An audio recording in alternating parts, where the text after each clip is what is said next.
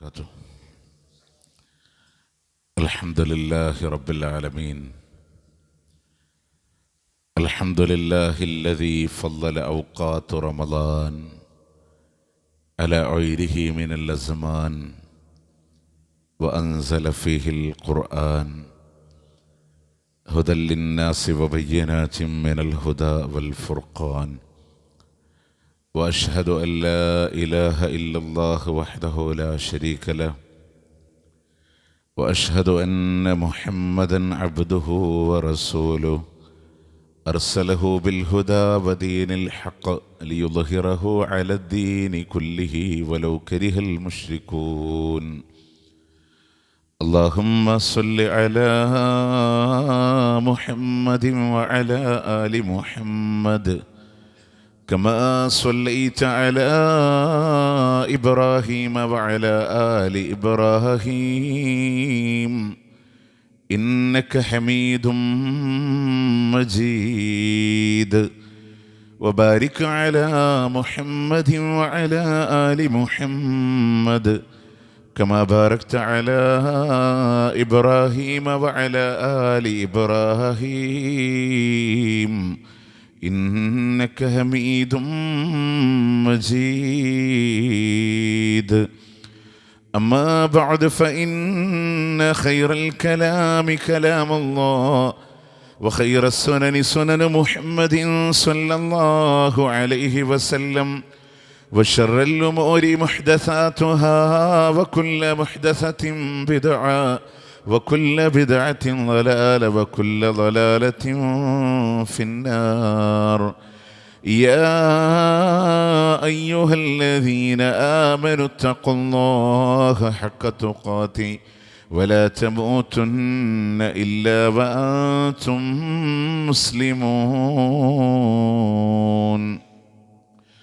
أعوذ بالله من الشيطان الرجيم. بسم الله الرحمن الرحيم. ثم لتسألن يومئذ عن النعيم.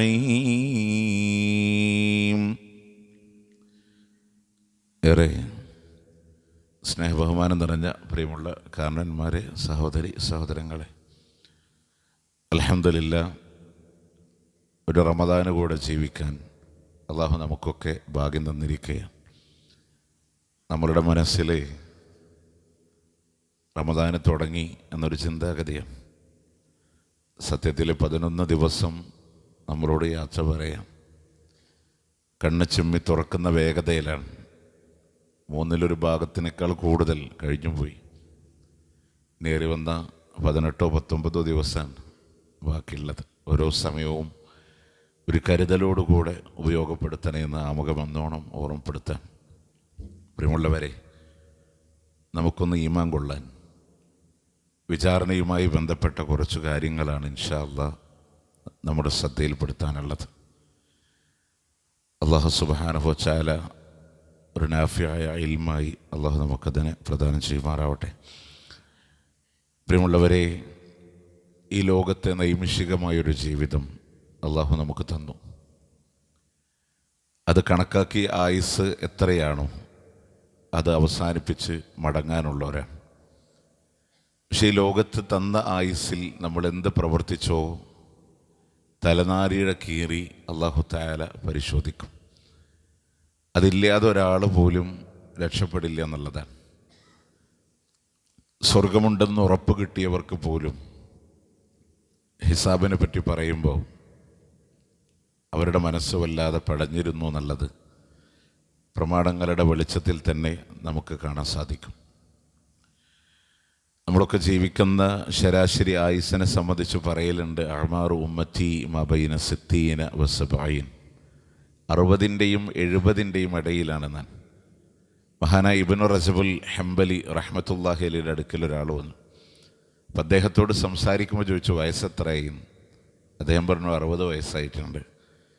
അപ്പോൾ ഇദ്ദേഹം പറഞ്ഞു, യാത്ര തുടങ്ങിയിട്ട് 60 വർഷമായിട്ടുണ്ടല്ലേ, താങ്കൾ ലക്ഷ്യത്തിലേക്ക് എത്താനായിട്ടുണ്ട്. അപ്പോൾ മനുഷ്യൻ പറഞ്ഞു, ഇന്നാ ലില്ലാഹി വ ഇന്നാ ഇലൈഹി റാജിഊൻ. നമ്മളും യാത്ര തുടങ്ങിയിട്ട് ഒരുപാടായി. ലക്ഷ്യത്തിലേക്ക് എത്താനായിട്ടുണ്ട്. ജീവിച്ചു തീർത്തതാണ് ജീവിക്കാനുള്ളതിനേക്കാളും കൂടുതൽ. പക്ഷെ അള്ളാഹു സുബ്ഹാനഹു വ തആല ജീവിതത്തിനെ പരിപൂർണമായിട്ട് അനലൈസ് ചെയ്യും. അതിൻ്റെ ഓരോ പ്രവർത്തനങ്ങളും അള്ളാഹു തആല ചോദിക്കും.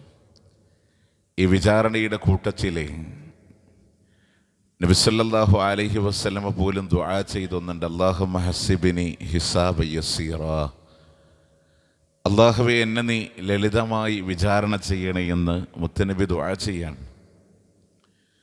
ഐഷ റളിയല്ലാഹു അൻഹ അതുമായി ബന്ധപ്പെട്ട് ചോദിക്കുന്നുണ്ട്.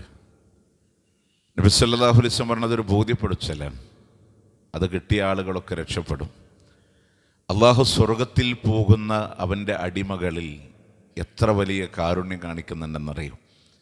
ഇപ്പോൾ ഞാനെന്ന വ്യക്തിയുടെ രഹസ്യങ്ങൾ മൊത്തം പുറത്തഴിച്ചാൽ, ഈ ഇരിക്കുന്ന ഓരോരുത്തരുടെയും രഹസ്യങ്ങൾ പുറത്തഴിച്ചാൽ, നമുക്കൊരു പക്ഷേ അതിൽ മറ്റുള്ളവർ അറിയരുതേ എന്ന് ആഗ്രഹിക്കുന്ന പലതും ഉണ്ടാവാം. മനുഷ്യരായിട്ടുള്ള പലർക്കും ഉണ്ടാവാം. മഹ്ശറയിൽ അല്ലാഹു തആല അതിനെ പുറത്തു കൊണ്ടുവന്നാലുള്ള അവസ്ഥ എന്താണ്? അവിടെയാണ് അല്ലാഹു സ്വർഗത്തിലേക്ക് പോകുന്നവൻ്റെ അടിമകളോട് അല്ലാഹ് കാണിക്കുന്ന കാരുണ്യം. പൊതുസമൂഹത്തിനും അവർക്കുമിടയിൽ അള്ളൊരു മറയിടുന്ന. എന്നിട്ട് ആ വിചാരണയെ പറ്റി പോലും പറയുന്നതെന്നറിയോ? ആ വിചാരണ അവൻ്റെ ഓരോ തിന്മകളും അല്ലാഹു തആല ചോദ്യം ചെയ്യുമ്പോൾ ആ മനുഷ്യൻ വിചാരിക്കും ഞാൻ നരകത്തിലേക്കാണോ എന്ന് ചിന്തിച്ചു പോകുന്നാണ്. അവസാനം ആ മനുഷ്യനെ സ്വർഗത്തിലേക്ക് മാറ്റും. നമ്മൾ ചിന്തിക്കേണ്ടത് ആ വിചാരണയ്ക്ക് വേണ്ടി ഒരുങ്ങാൻ ഈ സമയം നമ്മളുടെ കയ്യിലുണ്ട്. അടുത്ത സെക്കൻഡ് അല്ലാഹുവിൻ്റെ കയ്യിലാണ്. ഈ റമദാന് പൂർത്തീകരിക്കുമോ എന്ന് പോലും നമുക്കറിയില്ല. അതുകൊണ്ട് റമദാനിൽ കിട്ടുന്ന ഓരോ സമയങ്ങളും എന്തെങ്കിലും തിന്മയുടെ മീസാനിലേക്ക് കനം കൂടാൻ നമ്മളിൽ പാപങ്ങളുണ്ടെങ്കിൽ അത് കഴുകിക്കളഞ്ഞ് ശുദ്ധീകരിച്ച് റമദാൻ എന്ന് പറയുന്ന കരിച്ചു കളയുക എന്ന വാക്കിനെ അന്വർത്ഥമാക്കുന്ന രീതിയിൽ അതിൻ്റെ എല്ലാ വഴികളും അല്ലാഹു തആല പറഞ്ഞു തന്നിട്ടുണ്ട്. ഇൻഷാ അല്ലാഹ് അത് അവസാനം ഒന്ന് സൂചിപ്പിച്ചിട്ട് നമ്മൾ ഈ ക്ലാസ് അവസാനിപ്പിക്കുള്ളൂ. പ്രിയമുള്ളവരെ, ഞാൻ ആമുഖമായി നിങ്ങളെ ശ്രദ്ധയിൽപ്പെടുത്തി നമുക്കെല്ലാവർക്കും അറിയാവുന്ന സൂറത്താണ്, ആയത്താണ്. അവിടെ അല്ലാഹു തആല പറഞ്ഞു, സുമ്മ ലതുസ്അലുന്ന യൗമഇദിൻ അനിൻ നഈം. എന്തെല്ലാം നിഅമത്ത് അല്ലാഹു നിങ്ങൾക്ക് വേണ്ടി തന്നിട്ടുണ്ടോ അതിനെ ചോദിക്കുക തന്നെ ചെയ്യുന്നാൻ. സാധാരണ അതിനെ നൂനു സഖീല എന്ന് പറയാം, കനപ്പെടുത്തി പറയാൻ. അല്ലാഹു ചോദിക്കുന്നല്ല പറഞ്ഞേ, ലതുസ്അലുന്ന, അവർ നിശ്ചയമായും ചോദിക്കപ്പെടുക തന്നെ ചെയ്യുമെന്ന് അല്ലാഹു സുബ്ഹാനഹു വ തആല തീർച്ചപ്പെടുത്തി പറയാൻ. ഖുർആനിലെ മറ്റൊരായത്തിൽ അല്ലാഹു തആല പറഞ്ഞത്, ഫലനസ്അലന്നല്ലദീന ഉർസില ഇലൈഹിം വലനസ്അലന്നൽ മുർസലീൻ. ഏതൊക്കെ സമുദായത്തിലേക്ക് ഏതൊക്കെ പ്രവാചകന്മാർ അയച്ചിട്ടുണ്ടോ ആ സമുദായവും അവരിലേക്ക് നിയോഗിതരായ പ്രവാചകന്മാരും ചോദിക്കപ്പെടുക തന്നെ ചെയ്യുമെന്നാണ്. അപ്പോൾ ചോദിക്കപ്പെടാതെ വിചാരണയില്ലാതെ കടന്നു പോകുക എന്നുള്ളത് സാധ്യമല്ല. നാളെ മഹ്ശറിലേക്ക് കടന്നു വരുന്ന രംഗം പറയുന്നിടത്ത് പോലും അല്ലാഹു തആല പറഞ്ഞില്ലേ, യൗമഇദി യസ്ദുറുൻ നാസു അശ്താതൻ ലിയറൗ അഅമാലഹും ഫമൻ യഅമൽ മിസ്ഖാല ദർറത്തിൻ ഖൈറൻ യറ വമൻ യഅമൽ മിസ്ഖാല ദർറത്തിൻ ശർറൻ യറ. യൗമഇദിൻ, അന്നേ ദിവസം, യസ്ദുറുൻ നാസു അശ്താത, മനുഷ്യർ എന്ന ഭിന്ന സംഘങ്ങളായി കടന്നു വരികയാണ്.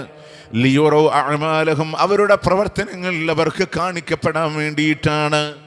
മനുഷ്യരെന്ന ആഖിറത്തിലേക്ക് കടന്നു വരുമ്പോൾ അവരുടെ പ്രവർത്തനങ്ങൾ അവർക്ക് കാണിക്കപ്പെടാൻ വേണ്ടിയിട്ടാണ് മനുഷ്യർ ഓരോ ഭിന്ന സംഘങ്ങളായി കടന്നു വരും. എന്നിട്ട് അല്ലാഹ് പറഞ്ഞ വാക്കെന്താ? ഫമൻ യഅമൽ മിസ്ഖാല ദർറത്തിൻ ഖൈറൻ യറ. ആരെന്നവിടെ അണുതൂക്കം നന്മ ചെയ്തോ ആ നന്മ അവിടെ അവൻ കാണുന്നതാണ്. വമൻ യഅമൽ മിസ്ഖാല ദർറത്തിൻ ശർറൻ യറ. അണുതൂക്കം തിന്മ ആര് ചെയ്തുവോ ആ തിന്മയും അവിടെ അവൻ കാണുമെന്ന് അല്ലാഹു തആല അവിടെ ഉപയോഗിച്ച പദം എന്താണെന്നറിയോ? ദർറത്ത്. നമ്മൾ അർത്ഥം പറഞ്ഞത് അണുതൂക്കം എന്നാണ്. ഈ അണുതൂക്കം ദുനിയാവിൽ നന്മ ചെയ്തിട്ടുണ്ടോ? വെറുതെ പള്ളിയിൽ ഇങ്ങനെ ഇരുന്നപ്പോൾ ഒരാൾ കാലിൻ്റെ നഖം ഇങ്ങനെ ചീന്തി അവിടെ ഇട്ടുപോയി, അയാളങ്ങനെ ഇട്ടുപോയി. ആ ഒരു ചെറിയ കരട് നമ്മളുടെ കൈ കൊണ്ടെടുത്ത് വേസ്റ്റ് ബിന്നിൽ കൊണ്ടുപോയിട്ടാൽ അതുപോലെ നിങ്ങൾ ആഖിറത്തിൽ കാണുന്നതാണ്. ഒരാൾ റോഡിലൂടെ കടന്നു വന്നപ്പോൾ അയാളോടൊന്ന് പുഞ്ചിരിച്ചത് വലൗ അൻ തൽഖ അഖാക ബിവജ്ഹിൻ തുലിഖ്, പ്രസന്ന മുഖത്തോടെ തൻ്റെ സഹോദരനെ കണ്ടുമുട്ടിയത് പോലും നന്മയായി ആഖിറത്തിൽ കാണുന്ന.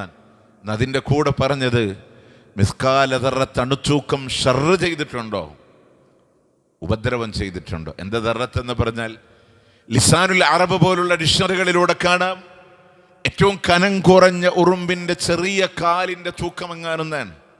പലരും അതിനെ വ്യാഖ്യാനിച്ച് കേട്ടിട്ടുണ്ട് ഈ കറുത്ത ഉറുമ്പാണെന്ന്. കാറ്റ് വന്ന പാറിപ്പോകുന്ന ആ കറുത്ത ഉറുമ്പിൻ്റെ നിസ്സാരമായ കാലിൻ്റെ തൂക്കമെന്ന്. അല്ലെങ്കിൽ ചെറിയൊരു പ്രകാശങ്ങളിലൂടെ പാറിക്കളിക്കുന്ന ധൂളങ്ങളിലെ നിസ്സാരമായ ഒരു ധൂളത്തിൻ്റെ കനമെങ്ങാനും. ഈ പറഞ്ഞാൽ നമുക്ക് മനസ്സിലാവും. പഴയ ഓടിട്ട വീട്ടിലൊക്കെ വീടിൻ്റെ ഉള്ളിലേക്ക് രാവിലെ വെളിച്ചം വരാൻ വേണ്ടിയിട്ട് ഒരു തുറന്നു വെച്ച റോഡ് ഇങ്ങനെ 3 എണ്ണമൊക്കെ വെക്കലുണ്ട് ഇടയിൽ. അതിൽക്കൂടെ ഇങ്ങനെ നേരം വെളുക്കുമ്പോൾ സൂര്യൻ ഉദിച്ചു വരുമ്പോൾ അതിൻ്റെ വെളിച്ചം ഇങ്ങനെ വരും. അതിങ്ങനെ നോക്കുമ്പോൾ അതിലിങ്ങനെ കാണാം ചെറിയ ധൂളങ്ങൾ ഇങ്ങനെ പാറിക്കളിക്കണേ. പിടിക്കാൻ പറ്റുമോ നമുക്ക്? ഇല്ല. അതിലൊരു മൈന്യൂട്ട് പോയിന്റ് തൂക്കി കണക്കാക്കാൻ പറ്റുമോ? ഇല്ല. അത്രയും അളവ് തിന്മ ചെയ്തിട്ടുണ്ടോ? ആ തിന്മ അല്ലാഹുവിന്റെ കോടതിയിലൂടെ കൊണ്ടുവരിക തന്നെ ചെയ്യുമെന്നാണ്. നിസ്സാരമെന്ന് കരുതിയത്, സാരമില്ല എന്ന് കരുതിയത്, അതൊരു പ്രശ്നമാവില്ല എന്ന് കരുതിയത് അള്ളാഹുവിൻ്റെ കോടതിയിൽ അത് കൊണ്ടുവരിക തന്നെ ചെയ്യുമെന്നാണ്. അതുകൊണ്ട് എത്ര നമ്മൾ ദുനിയാവിൽ പ്രവർത്തിച്ചാണ് തൂക്കം നന്മയുണ്ടോ തിന്മയുണ്ടോ അവിടെ കൊണ്ടുവരും.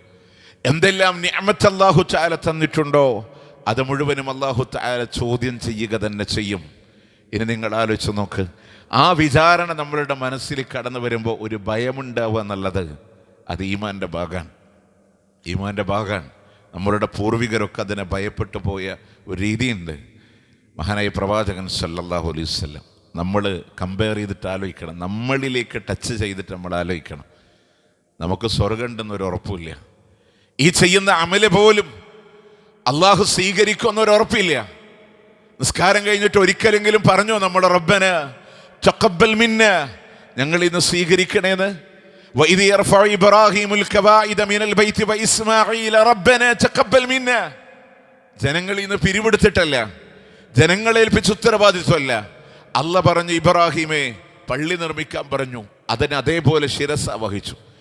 എന്നിട്ട് പോലും ആ പിതാവും മകനും അള്ളാഹിനോട് പറഞ്ഞത് റബ്ബന തഖബ്ബൽ മിന്ന, സ്വീകരിക്കണേ, ഈ അമൽ എനിക്ക് വേണ്ട, കൊണ്ടുവന്നവന്റെ മുഖത്തേക്ക് നിങ്ങൾ വലിച്ചെറിഞ്ഞു എന്ന് പറയപ്പെടുന്ന ഒരു സാഹചര്യങ്ങൾ ഉണ്ടായാൽ നമ്മളുടെ അവസ്ഥ എന്താ നമ്മൾ ആലോചിച്ചിട്ടുണ്ടോ? ഉണ്ടോ? വിശുദ്ധ റമദാൻ അവർക്ക് തുഫത്തഹു ലഹും അബ്വാബസ് സമാ, അല്ലാഹു ആകാശ കവാടങ്ങളെ തുറന്നു വെക്കുന്ന എന്തിനാണെന്നറിയോ? അമലുകളെ റബ്ബിലേക്ക് ഉയർത്തപ്പെടാനാണ്. ഈ അവസരങ്ങളൊക്കെ തന്നിട്ടും നമ്മളുടെ മീസാനിൽ നന്മയില്ലെങ്കിൽ, ചെയ്യാനുള്ള അമൽ അല്ലാഹ് കബൂൽ ചെയ്തിട്ടില്ലെങ്കിലുള്ള അവസ്ഥ എന്തായിരിക്കുന്നു? അതുകൊണ്ട് അള്ളാഹിനോട് പറഞ്ഞിട്ടുണ്ടോ? നമ്മൾ ഉണ്ടോ? നിങ്ങൾ ആലോചിച്ചൊക്കെ നമ്മളുടെ അവസ്ഥ അതാണ്. മഹാനായ പ്രവാചകൻ സല്ലല്ലാഹു അലൈഹി വസല്ലം സിറാത്ത് പാലത്തിലൂടെ മിന്നൊളി രൂപത്തിലൂടെ കടന്നു പോകുന്ന, അതിവേഗത്തിലൂടെ ആദ്യമായി കടന്നു പോകുന്നത് ലോകത്തിൻ്റെ പ്രവാചകനാണ് സല്ലല്ലാഹു അലൈഹി വസല്ലം. സ്വർഗീയ കവാടത്തിൽ ആദ്യമായി വന്നു നിൽക്കുന്നത്, ആദ്യമായി സ്വർഗത്തിൽ പ്രവേശിക്കുന്നത് പോലും ഞാനാണെന്ന് നബിയുനാ റസൂലുള്ളാഹി സ്വല്ലല്ലാഹു അലൈഹി വസല്ലം സ്വർഗീയ ആരാമത്തിൻ്റെ വലിയൊരു കൊട്ടാരം തന്നെ കാണിച്ചുകൊണ്ട് മലക്ക് പറയുന്നുണ്ട്, നബിയേ ഇതങ്ങേക്കുള്ള കൊട്ടാരമാ. റിയാദുസ് സാലിഹീൻ 1549 നമ്പർ ഹദീസിലെ കാണാം. അത്രയും വലിയ സൗഭാഗ്യങ്ങളൊക്കെ ഉള്ള മുത്ത് റസൂൽ സല്ലല്ലാഹു അലൈഹി വസല്ലം. പക്ഷെ നമ്മളെ നബീനെ നമ്മൾ മനസ്സിലാക്കേണ്ട ഒരു പോയിന്റ് ഉണ്ട് കേട്ടോ. സിറാത്ത് പാലെന്ന് പറഞ്ഞാൽ ജഹന്നമിൻ്റെ മുകളിലൂടെയുള്ള ഒരു ജിസറാണ്, ഒരു പാലാണ്. അഖഫു മിനൽ ഷഅർ, മുടിയിനേക്കാളും ലോലവും, അഹദ്ദു മിന സൈഫ്, വാളിനേക്കാളും മൂർച്ചയും, മസില്ല, പെട്ടെന്ന് വഴുതി പോകുന്നൊക്കെയാണ്. അതിൽ ആളുകൾ വളരെ കഷ്ടപ്പെട്ടു പോകുന്നവരും അതിൻ്റെ കൊളുത്തുകൾ, നജ്ദിൻ്റെ താഴ്വരയുടെ മുള്ളുകളൊക്കെ പറയുന്നുണ്ട്. നമ്മുടെ വിഷയം അതല്ല. പക്ഷെ അതിലൂടെ അതിവേഗത്തിൽ ആദ്യം കടന്നു പോകുന്ന അല്ലാഹുവിൻ്റെ ഹബീബാണ്. അത് കഴിഞ്ഞാൽ പിന്നെ സ്വർഗ്ഗാണ്. ഇമാം അഹ്മദ് ബിൻ ഹംബൽ റഹ്മത്തുള്ളാഹി അലൈഹി പറഞ്ഞ പോലെ എപ്പോഴങ്ങേക്ക് സമാധാനം ഉണ്ടാവുക എന്ന് പറഞ്ഞപ്പോൾ, സിറാത്ത് കടന്ന് സ്വർഗത്തേക്ക് കാല് വെച്ചാലേ എനിക്ക് സമാധാനം ഉണ്ടാവും എന്ന് പറഞ്ഞില്ലേ? നിങ്ങൾ ആലോചിച്ച് നോക്ക്. അവിടെ ആദ്യം കടന്ന റസൂൽ തൻ്റെ ഉമ്മത്ത് ഇരുന്ന് എഴയുന്നവരും വയറിൽ എഴയുന്നവരും ഒക്കെ ഇങ്ങനെ കാണുമ്പോൾ റസൂൽ സ്വർഗത്ത് കയറിയല്ല, പാലം കടന്ന് അവിടെ നിൽക്കും. ഒരേ ഒരു വാക്ക് ആവർത്തിച്ച് പറയും, റബ്ബിസല്ലിം റബ്ബിസല്ലിം റബ്ബിസല്ലിം, എൻ്റെ റബ്ബെ രക്ഷിക്കണേ അല്ലാ, രക്ഷിക്കണേ അല്ലാ. ഈ ഉമ്മത്തിനെ രക്ഷിക്കാൻ അത്ര നമ്മളോട് കാരുണ്യാണ്. നിങ്ങൾ നോക്കി, ഇത്രയും സൗഭാഗ്യമുള്ള റസൂൽ ഒരിക്കൽ അബ്ദുല്ലാഹ് ഇബ്നു മസ്ഊദ് റളിയല്ലാഹുവിനോട് പറഞ്ഞു, അബ്ദുല്ലാ, എനിക്കൊന്ന് ഖുർആൻ ഓദിച്ചു തരുമോ, ഖുർആൻ ഓദിത്തരോ? അദ്ദേഹം പറഞ്ഞു, റസൂലേ, ഈ ഖുർആൻ അവതീർണമായ അങ്ങയിലേക്കാണ്, അങ്ങനെയുള്ള താങ്കൾക്ക് വേണ്ടി ഞാൻ ഓദിത്തരണമോ? റഅബതീ അൻ അസ്മഅഹു മിൻ ഗൈരി, മറ്റൊരാളിൽ നിന്ന് കേൾക്കാനുള്ള കൊതി കൊണ്ടാണ് അബ്ദുല്ലാഹ് ഇബ്നു മസ്ഊദ് റളിയല്ലാഹു അൻഹു പറയാണ്, ഓതി ഞാൻ ഇതുവരെ എത്തിയപ്പോ വല്ലാത്തൊരു തേങ്ങൽ കേട്ടുകൊണ്ട് എൻ്റെ തല ഞാൻ ഉയർത്തി നോക്കുമ്പോ റസൂലുള്ളാഹിന്റെ കണ്ണിലൂടെ കണ്ണുനീരിങ്ങനെ ഒലിച്ചിറങ്ങുകയാണ്.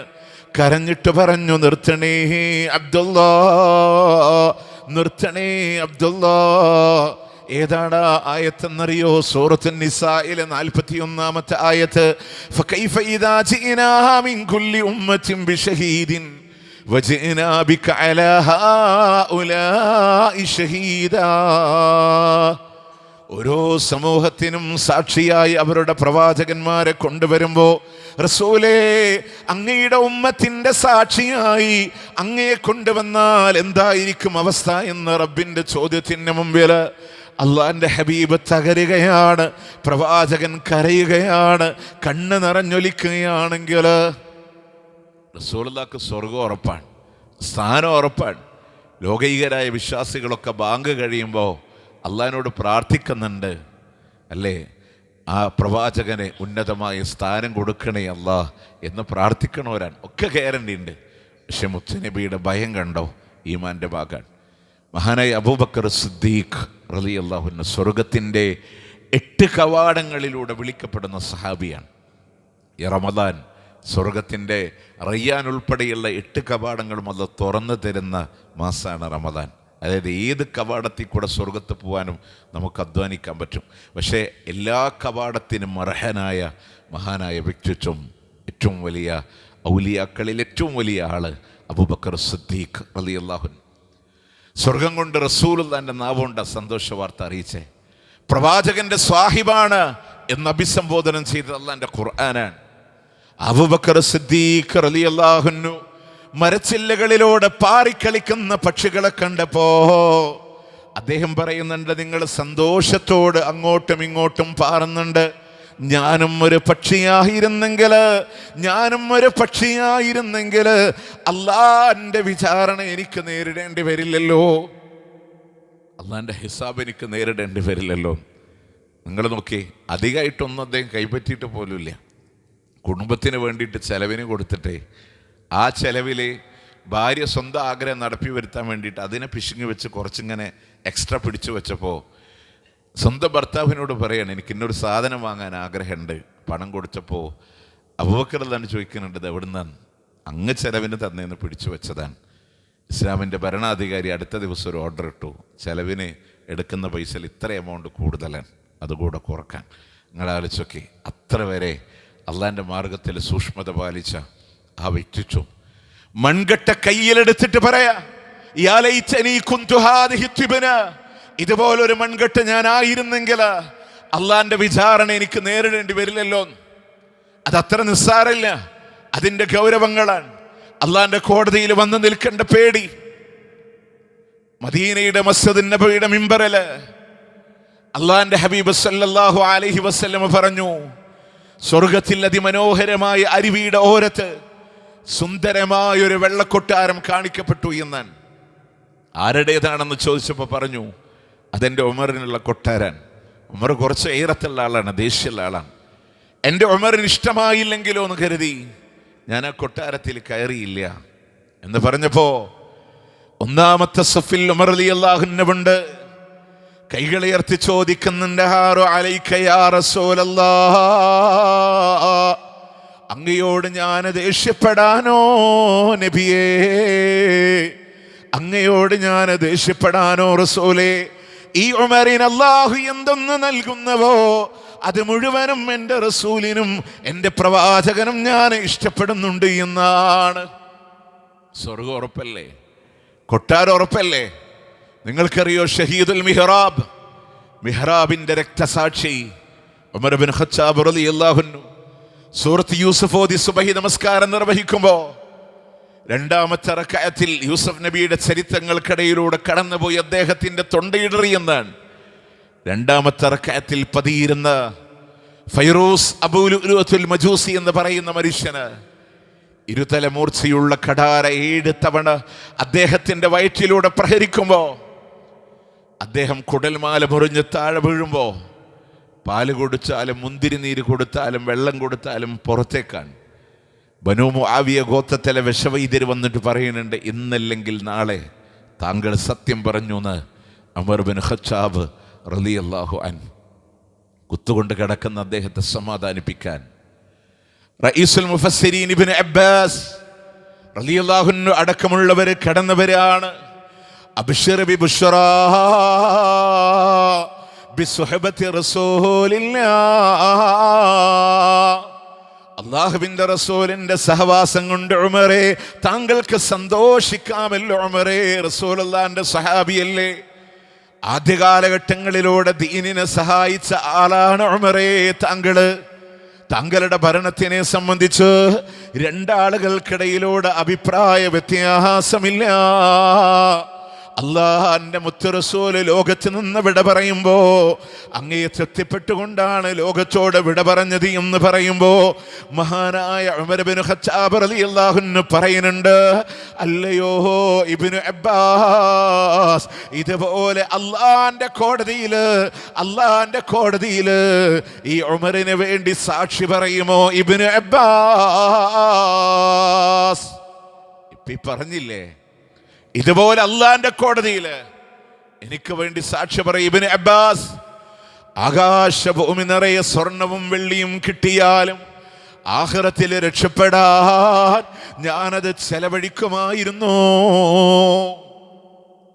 അവസാന നേരം അദ്ദേഹത്തെ വീട്ടിലേക്ക് മാറ്റുമ്പോ രക്തം വാർന്ന് കിടക്കുന്ന ഉമർ റളിയല്ലാഹു അൻഹു മകനായ അബ്ദുല്ലാഹി ഇബ്നു ഉമർ റളിയല്ലാഹു അൻഹുമായോട് ചോദിക്കുന്നുണ്ട്, മോനെ, ബാപ്പാന്റെ മുഖമെടുത്ത് മണലിലേക്കൊന്ന് കിടച്ചുമോ? ഈ രക്തം വാർന്ന ഉമറിന്റെ അവസാന നിമിഷത്തിലെ കിടത്തം കണ്ടിട്ട് എൻ്റെ റബ്ബിന് എന്നോട് കരുണ തോന്നിയാലോ, സക്കറാത്തിന്റെ വേദനയിൽ അല്ലാഹ് ഇളവ് തന്നാലോ, പരലോകത്ത് റബ്ബെനിക്ക് റഹ്മത്ത് തന്നാലോ? ആരാ പറയണേ? ഉമർ ഇബ്നു ഖത്താബ്. അദ്ദേഹം കുത്തുകൊണ്ട് കിടക്കുമ്പോൾ മോള് ഹഫ്സ റളിയല്ലാഹു അൻഹ വാ കർബാ അബാ എന്ന് പറഞ്ഞ് സങ്കടപ്പെട്ടപ്പോ, കരയല്ല മോളെ, ഇതിൻ്റെ പേരിൽ ബാപ്പ നാളെ ശിക്ഷിക്കപ്പെടാൻ കാരണം ഉണ്ടാക്കരുതെന്ന് പറഞ്ഞ ഉമർ ഇബ്നു ഖത്താബ് റളിയല്ലാഹു അൻഹു. നമ്മളൊക്കെ പറയില്ലേ, മലപ്പുറത്ത് കുറേ കാലമായി ഞങ്ങളെ കൂടെ, ഇനി പുതിയ പിള്ളേർ നോക്കട്ടെ, കുത്തുകൊണ്ട് കിടക്കണ ഉമർ റളിയല്ലാഹു അൻഹു കുത്തിയോനെ പറ്റിയിട്ടുള്ള അവനെ വിടാൻ പാടില്ല എന്നൊക്കെ പറഞ്ഞ് ബഹളം വെക്കുമ്പോൾ ഉമർ റളിയല്ലാഹു അൻഹു പറയുന്നത്, യബ്നത അഖി, എൻ്റെ സഹോദരപുത്ര, ആദ്യം നിൻ്റെ ശരീരത്തെ നരകത്തുനിന്ന് കാത്തരക്ഷിക്കുക. ആ വസ്ത്രം നിര്യാണിക്ക് മേലെ കയറ്റി കൊടുക്കുക. ഇത്ര കുത്തുകൊണ്ട് കിടക്കും. അവിടെ ആ വിഷയമൊന്നും നിസ്സാരമല്ല. നമ്മളായിട്ട് അതിനെ നിസ്സാരവൽക്കരിക്കരുത്. കണ്ടോ, അത്ര ഗൗരവത്തോടു കൂടെ അവരൊക്കെ ഭയപ്പെടാൻ, വിചാരണ ഹിസാബിന് അവർക്ക് പേടിയുണ്ട്. നമ്മളൊക്കെ ആലോചിക്കേണ്ട, നമ്മൾ എന്ത് ചെയ്തിട്ടാണ് പോണേ, ഏതർത്ഥത്തിൽ അല്ലാഹുവിനെ സമീപിക്കാൻ വേണ്ടി പോണേ. മദീനയുടെ മസ്ജിദുൻ നബിയുടെ ഓരത്തെ ടെൻ്റ് കെട്ടി ജീവിച്ച പട്ടിണിക്കോലങ്ങളിൽപ്പെട്ട അസ്ഹാബ് സുഫയിൽപ്പെട്ട മഹാനായ അബൂ ഹുറൈറ റളിയല്ലാഹു അൻഹു, അദ്ദേഹം രാത്രിയിനെങ്ങനെ പകുത്തു വെക്കുന്നാൻ. ഒരു ഭാഗം മുത്ത് റസൂലിൽ നിന്ന് പഠിച്ചത് ഇങ്ങനെ ഹിഫ്ള് ചെയ്യും, ഒരു ഭാഗം മാത്രം കിടന്നുറങ്ങും, ഒരു ഭാഗം അല്ലാഹ്ക്ക് ഇബാദത്ത് ചെയ്യും. ഭക്ഷണങ്ങളില്ലാതെ അദ്ദേഹത്തിന് ബോധം നഷ്ടപ്പെട്ടു പോയ സാഹചര്യങ്ങൾ ഉണ്ടായിട്ടുണ്ട്. അദ്ദേഹത്തിൻ്റെ അക്കൗണ്ടിൽ പോലും ഒരു വഖഫുണ്ട് അള്ളാൻ്റെ മാർഗത്തിൽ. ആ മഹാരഥനായ സഹാബി മരിക്കണ നേരത്തെ സങ്കടപ്പെട്ടത് എന്തിനാണെന്നറിയും? അദ്ദേഹത്തിൻ്റെ ഭാര്യ ചോദിക്കുന്നത്, എന്തിനാണ് നിങ്ങൾ വിഷമിക്കണേ? അസ്സഫറു തവീൽ, എൻ്റെ യാത്ര ഒരുപാട് ദൂരമുണ്ട്, ഖബറും കടന്ന് മഹ്ശറും കടന്ന് സ്വർഗനരകങ്ങളുടെ ദൂരം ഒരുപാടാണെങ്കിൽ വസ്സാദു ഖലീൽ, എൻ്റെ കയ്യിലുള്ള വിഭവങ്ങൾ വളരെ കുറച്ചേ ഉള്ളൂ, തുച്ഛമേ ഉള്ളൂ, ഒന്നും എനിക്ക് ചെയ്യാൻ കഴിഞ്ഞിട്ടില്ലല്ലോ എന്ന സങ്കടമാണ് അദ്ദേഹത്തിന് അലട്ടിയത് എങ്കിൽ നമ്മളുടെ കയ്യിൽ എന്താല്ലേ? നമ്മളുടെ കയ്യിൽ എന്താല്ലേ? നമ്മളിത് മനസ്സിലാക്കേണ്ടത് ഒന്നും ചെയ്യാൻ പറ്റിയിട്ടില്ല. എന്തെങ്കിലുമൊക്കെ ഒന്ന് പ്രവർത്തിക്കാൻ, മീസാനിലേക്കൊന്ന് കനം കൂട്ടാൻ, ഹിസാബിൻ്റെ വേളയിൽ അവിടെ രക്ഷപ്പെടാൻ നമ്മളുടെ കയ്യിൽ എന്തെങ്കിലുമൊക്കെ ഒന്ന് വേണം.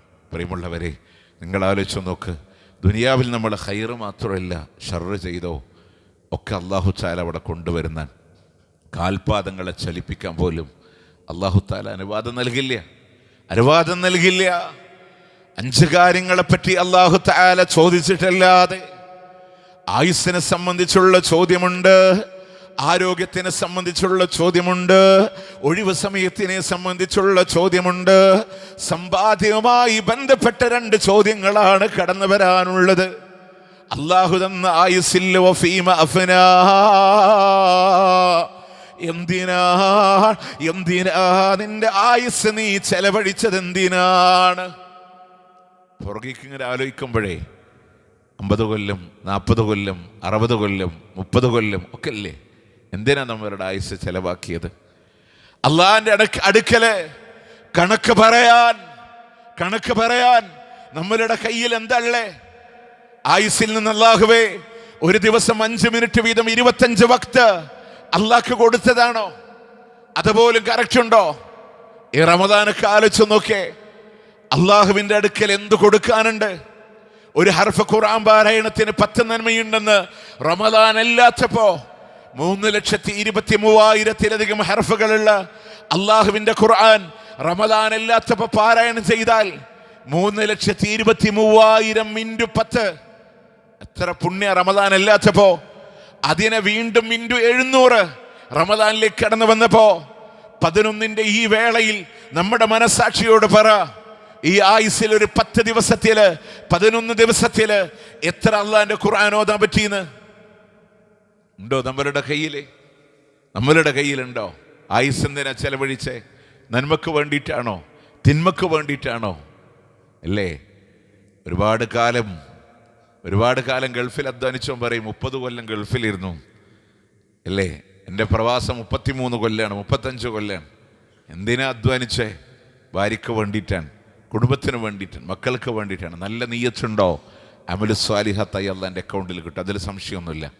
പക്ഷേ ഈ ആയുസ്സിന് അള്ളാഹ്ക്ക് വേണ്ടി ആരാധിക്കാൻ വേണ്ടി വമാ ഖലഖതുൽ ജിന്ന വൽ ഇൻസ ഇല്ലാ ലിയഅ്ബുദുൻ, ആരാധിക്കാൻ വേണ്ടിയിട്ടല്ലാതെ അള്ളാഹ് പഠിച്ചിട്ടില്ല എന്നാണ്. അവന് വേണ്ടി ഇത്ര ഞാൻ കൊടുത്തിട്ടുണ്ടെന്ന് പറയാൻ നമ്മളുടെ ആയുസ്സിലുണ്ടോ? ആരോഗ്യത്തിനെ പറ്റി ചോദിക്കുമ്പോ യൗവനത്തിന്റെ തീക്ഷ്ണമായ കാലഘട്ടങ്ങളെ രോഗത്തിന് മുമ്പുള്ള ആരോഗ്യം, അതുപോലെ തന്നെ നോക്കണേ വാർദ്ധക്യത്തിന് മുമ്പുള്ള യൗവനം, നമ്മളുടെ വാർദ്ധക്യത്തിന് മുമ്പുള്ള യൗവനം, രോഗത്തിന് മുമ്പുള്ള ആരോഗ്യം. ഈ ആയുസ്സിനെ ഈ ആരോഗ്യത്തിന് എന്തിനാ നമ്മൾ ചെലവഴിച്ചത്? കയ്യിൽ എത്ര ഹിഫ്ദുണ്ടായി? പലരും വന്ന് പറയില്ല തലയിൽ ഇരിക്കണില്ല. പല കാരണങ്ങളുണ്ട്. പ്രായം ഒരു കാരണമായേക്കാം ഭൗതികമായിട്ട്.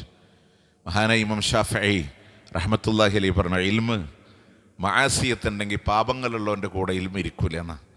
അത് ഉപകാരപ്പെടാത്ത അവസ്ഥയിൽ. അതുകൊണ്ട് ഉപകാരപ്പെടണം ഇൻഷാ അല്ലാഹ്. നമ്മൾ എപ്പോഴും ശ്രദ്ധിക്കേണ്ടത് എത്ര ഖുർആനിന്ന് ഹിഫ്ള് ചെയ്യാൻ പറ്റി. നമ്മൾ പറയുമ്പോൾ തലേ കയറണില്ല, പഠിക്കണില്ല, പഴയ പോലെ മെമ്മറി ഉള്ള സമയം നമ്മൾ നോക്കിയില്ല. തണുപ്പുകളെ ഭേദിച്ച് എത്ര കടന്നു വരാൻ കഴിഞ്ഞിട്ടുണ്ട് അള്ളാൻ്റെ പള്ളിയിലേക്ക് ഫജറിന് വേണ്ടിയിട്ട് ഇല്ലേ? ആരോഗ്യങ്ങളൊക്കെ എന്തിനാ നമ്മൾ ചെലവഴിച്ചത്? ഒക്കെ കഴിഞ്ഞിട്ടാണോ നമുക്ക് ചിന്തിക്കാൻ? അതുകൊണ്ട് നാളേക്ക് വേണ്ടി കാത്തിരിക്കരുത്. ഒഴിവ് സമയങ്ങളെ നമ്മൾ അള്ളാഹിനോട് ഒഴിവ് സമയം ചോദിച്ച ഒരു പക്ഷെ തിന്മയിൽ നമ്മൾ വീണിട്ടുള്ളത് ഒഴിവ് സമയം കൊണ്ടായിരിക്കും. മൊബൈലിൻ്റെ റീൽസ് ഇല്ലേ, 30 സെക്കൻഡ് 58 സെക്കൻഡ്. മുമ്പൊക്കെ പഴയ ആൾക്കാർക്കുള്ള പ്രശ്നം 2.5 മണിക്കൂറിൻ്റെ ഫിലിമായിരുന്നു. പഴയ ജാഹിലിയത്തിൻ്റെ കാലഘട്ടത്തിലൊക്കെ ആൾക്കാർ സിനിമക്ക് പോയ മക്കളെ തല്ലും. പെരുന്നാളിൻ്റെ അന്ന് വാപ്പ മക്കൾക്ക് ടിക്കറ്റ് എടുത്ത് കൊടുക്കും. അന്ന് മാത്രം ഇളവാണ്, എക്സ്ക്യൂസ് കൊടുക്കാൻ. അല്ലേ? നമുക്ക് ഒരു കാലച്ചും വേണ്ട, ഒരു കാലച്ചും വേണ്ട. പക്ഷെ ആ 2.5 മണിക്കൂറിനേക്കാളും ഡേഞ്ചറാണ് റീലുകൾ. തോണ്ടി തോണ്ടി തോണ്ടി എത്ര ആയുസിൻ്റെ സമയങ്ങളാണ് നമ്മൾ നശിപ്പിച്ചേ. ഒഴിവ് സമയങ്ങൾ ഉണ്ടായപ്പോഴാണ് തിന്മയിലേക്ക് പോയത്. അതുകൊണ്ടല്ലേ ഖുർആൻ പറഞ്ഞത്, എവിടെ അലം നശ്റഹ് ലക സദ്റക്, താങ്കൾക്ക് അല്ലാഹു തആല ഹൃദയവിശാല തന്നില്ല പറഞ്ഞ് ഏറ്റവും വലിയ ആശ്വാസത്തിൻ്റെ സൂറത്ത് ഇറക്കിയിട്ട് അല്ലാഹു പറയും കയറ്റത്തിൻ്റെ കൂടെ ഇറക്കണ്ട്. പക്ഷെ എന്ത് വേണം? ഫഇദാ ഫറഅ്ത ഫൻസബ്, ഒരു കാര്യച്ചൊന്ന് വിരമിച്ചാൽ അടുത്തയിലേക്ക് മുഴുകലാണ്. നമുക്ക് സത്യത്തിൽ ഒഴിവ് സമയമില്ലല്ലോ, അവസാനം വരെ നമുക്ക് അധ്വാനിക്കാൻ തന്നെ. പക്ഷെ അതിലൊക്കെ എന്താ അതിൻ്റെ അർത്ഥം? മുസ്ലിമിനില്ല എന്താണ്? കുടുംബത്തിൻ്റെ കൂടെ ഒന്ന് പുറത്തൊക്കെ പോയി നമ്മൾ നല്ല നെയ്യച്ചുണ്ടോ? മുത്തനബി പഠിപ്പിച്ച ദീനാൻ അനുസരിക്കലാണ്, പ്രതിഫലമാണ് അല്ലേ? നമ്മൾ അടുക്കളയിൽ ഭക്ഷണം പാചകം ചെയ്തു, ഭർത്താവ് കുടുംബത്തിന് വേണ്ടി അധ്വാനിച്ചു, മക്കളെ ഒന്ന് താരാട്ടുപാടി കൊഞ്ചിച്ചു, ഒക്കെ ഇസ്ലാമിൽ പുണ്യല്ലേ? ശാരീരിക ബന്ധത്തിന് വരെ പുണ്യം പഠിപ്പിച്ചൊരു മതം. നമുക്ക് എവിടെയാ കുറവുള്ളത് പ്രിയമുള്ളവരെ? എല്ലാം വേണം, എല്ലാം വേണം. അതൊക്കെ അതുകൊണ്ട് നമുക്കൊരു വിശ്രമമില്ലല്ലോ. ഫൈദാ ഫറഅ്ത ഫൻസബ്, ഒരു കാര്യത്തെന്ന് വിരമിച്ചടുത്തയിൽ മുഴുകാൻ. പക്ഷേ ഒഴിവു സമയങ്ങൾ ഹറാമിലേക്ക് മാറ്റി വെച്ചിട്ടുണ്ടെങ്കിൽ അള്ളാൻ്റെ കോടതിയിൽ എങ്ങനെ? അള്ളാഹ് ചോദിക്കും, സമ്പത്തില്ലേ? മിൻ അയ്ന ഇക്തസബാ, എവിടെ നിന്നാ നിന്റെ സമ്പാദ്യങ്ങൾ കടന്നു വന്നതെന്ന് അല്ലാഹു ചോദിക്കുന്നുണ്ട്. ഹലാലാണോ അതല്ല ഹറാമാണോ? എവിടെ നിന്നാ സമ്പാദ്യങ്ങൾ? മിൻ അയ്ന ഇക്തസബാ, എവിടെ നിന്നാ സമ്പാദിച്ചിട്ടില്ലേ? നമുക്ക് പറയാൻ പറ്റണ്ടേ? 5-മതായി പറഞ്ഞു വഫീമ അഫ്നാ, എന്തിനാണതിന് ചെലവഴിച്ചത് എന്ന് അള്ളാനോട് കണക്ക് പറയണമെന്നാണ്. നമ്മളൊക്കെ പറയുന്നത് അറിയാം, എൻ്റെ പൈസയാണ്, ഞാൻ ഇഷ്ടമുള്ള പോലെ ചെലവാക്കും. അത് ദുനിയാവിൽ പറയാൻ പറ്റും. അള്ളാനോട് കണക്ക് പറയണം. 1 രൂപയുടെ നാണയത്തൊട്ട് ഹറാമായി ചെലവഴിച്ചിട്ടുണ്ടെങ്കിൽ കണക്ക് പറയാതെ പോവില്ല. ഇല്ല സഹോദരിമാരില്ല ഇവിടെ ഉണ്ടോ? എല്ലാവരും ആലോചിക്കേണ്ടതാണ്. അല്ല ഇത് പറയാൻ എന്താ അറിയോ? ഞാൻ പറയാൻ കാരണം നമ്മളൊക്കെ ചിന്തിക്കാൻ, അത് ആണുങ്ങൾ കണക്ക് പറഞ്ഞാൽ മതിയാവുന്നതാണ്. എൻ്റെ ഭർത്താവും ഗൾഫുകാരനാന്ന് കരുതി അയച്ചു കൊടുക്കുന്ന പണം കൈകാര്യം ചെയ്യുന്ന സ്ത്രീകളില്ലേ, ആലോചിക്കണം. 8 മണിക്കൂറും 14 മണിക്കൂറും, ചില സൂപ്പർ മാർക്കറ്റിൻ്റെ സെയിൽസിൽ വർക്ക് ചെയ്യുന്നവർ 16 മണിക്കൂർ വരെ പെടാപ്പാട് പെട്ട് അധ്വാനിക്കുന്ന പണം ഭക്ഷണങ്ങൾ പോലും സ്കിപ്പ് ചെയ്ത് രാവിലെ ഉറക്കം മതിയാവാതെ ഷവറിന്റെ ചോട്ടിലല്ല, ബക്കറ്റിലെ വെള്ളം ഇങ്ങനെ തലക്ക് മേലൊഴിച്ച് കുടുംബത്തിന് എന്ന് പറഞ്ഞ് അധ്വാനിച്ച് അയച്ചു കൊടുക്കുന്ന പണം 1 രൂപയുടെ നാണയത്തൊട്ട് ഹറാമായി ചെലവഴിച്ചിട്ടുണ്ടെങ്കിൽ ആ സഹോദരിമാരെയും അല്ലാഹ് പിടിച്ചു വെക്കും. വഫീമ അഫ്ന, എന്തിനാ അത് ചെലവഴിച്ചത്? അള്ളാഹിനോട് കണക്ക് പറഞ്ഞിട്ടല്ലാതെ, അള്ളാഹുവിനോട് കണക്ക് പറഞ്ഞിട്ടല്ലാതെ പല ന്യായീകരണങ്ങളുടെ പേര് പറഞ്ഞ് സൗന്ദര്യവർദ്ധക വസ്തുക്കൾക്ക് വേണ്ടി പണം ചെലവഴിക്കുമ്പോ അത് ആരോഗ്യത്തിനാണ്, ഹെൽത്തിനാണ് അല്ലേ? ലിപ്സ്റ്റിക് ഉപയോഗിക്കണം മക്കളോട് ചോദിച്ചാൽ പറയാം അത് ലിപ്പാമാണ്, ചുണ്ട് വിണ്ട് കീറാതിരിക്കാനാണ്. പല ന്യായീകരണം പറയും നമ്മൾ, അതിനെ കൊണ്ടുവരും.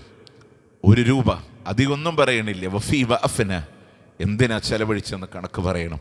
അള്ളാഹിനോട് എന്താ പറയാൻ പറ്റുക? വിചാരണകൾ നിസ്സാരല്ല. ഇനി ഏതെങ്കിലും രൂപത്തിൽ ഒഴികഴിവുകൾ പറഞ്ഞ് രക്ഷപ്പെടാൻ പറ്റുമോ? അവിടെ രക്ഷപ്പെടാൻ പറ്റുമോ? ഇല്ല, ഇല്ല. കരഞ്ഞു നോക്കും. ആദ്യമേ അപകടങ്ങൾ മണക്കും വിചാരണയിലേക്ക് വരുന്നതിനും. കാരണം സ്വർഗം നരകമൊക്കെ അവസാനാണെങ്കിലും മരണം മുതൽ അറിയും നമ്മൾ സ്വർഗാണോ നരകാണോ എന്നല്ലേ. റൂഹ് പിടിക്കും അറിയും, മയ്യത്ത് കൊണ്ടുപോകും പറയും, ഖബറിലൂടെ വെച്ചാൽ അറിയും, വിചാരണയുടെ വേളയിൽ അറിയും, അവിടെ നിന്ന് എഴുന്നേറ്റ് വരുമ്പോ അറിയും. ആ സമയത്ത് പാപം ചെയ്ത ആളുകളുടെ ഇടത് കൈയിലൂടെ, തിന്മകൾ കൂടുതലുള്ള ആളുകളുടെ ഇടത് കൈയിലൂടെ ഗ്രന്ഥം കൊടുക്കുമ്പോ കരഞ്ഞിട്ട് പറയുന്ന ഒരു വാക്കുണ്ട്, ലമ്മൂത്ത കിതാബിയാ, എനിക്കത് കിട്ടാതിരുന്നെങ്കിൽ, എനിക്കതൊന്ന് കിട്ടാതിരുന്നെങ്കിൽ. ആ നേരത്തെ പറച്ചലുകൊണ്ട് കാര്യമില്ല കേട്ടോ. ഇപ്പൊ തീരുമാനിക്കാം, ഈ സമയത്ത് നമുക്ക് തീരുമാനിക്കാം. നിങ്ങൾ ആലോചിച്ച് നോക്ക്, ഏതെങ്കിലും രീതിയിൽ രക്ഷപ്പെടാനുള്ള പഴുതുണ്ടോ? എല്ലാ തിന്മകളും അവിടെ വരും. ആരാരും അറിയാം. നമ്മളൊക്കെ പലപ്പോഴും തെറ്റ് ചെയ്യപ്പെടാൻ ആളുകളുടെ മുമ്പിൽ ആരും നമ്മളെ കാണില്ല, ആരും നമ്മൾ അറിയില്ല എന്ന് വിചാരിക്കുമ്പോഴാണ് അള്ളാഹിൻ്റെ മുമ്പിൽ വിചാരണയ്ക്ക് വരുന്ന ആദ്യത്തെ സാക്ഷി ആരാന്നറിയും? അള്ളാഹ്ക്ക് ഒരു സാക്ഷി വിസ്താരത്തിൻ്റെ ആവശ്യമില്ല. പക്ഷെ നമ്മൾ അറിയണം, ഇന്ന റബ്ബക ലബിൽ മിർസാദ്,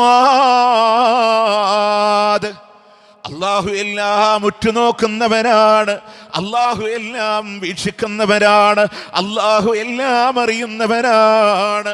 മാ തസ്കുതു മിൻ വറഖത്തിൻ ഇല്ലാ ലിയഅലമഹാ, ആ റബ്ബറിയാതെ മരത്തിൻ്റെ ഒരു ഇല പോലും പൊഴിയണില്ല, ഒരൊറ്റ ഇല പോലും പൊഴിയണില്ല. ലോകത്തെ ശതകോടി വൃക്ഷങ്ങളുണ്ടോ, അതിനെത്രയെങ്ങാനും ബ്രാഞ്ചുകളുണ്ടോ, ശിഖരങ്ങളുണ്ടോ, എത്രയാണ് അതിൻ്റെ ഇലകളെങ്കിൽ അതിൻ്റെ ഓരോ ഇലകൾ പൊഴിയുന്ന ഓരോ സ്പന്ദനങ്ങളും അറിയുന്നവൻ അല്ലാഹ്, അറിയുന്നവൻ അല്ലാഹ്.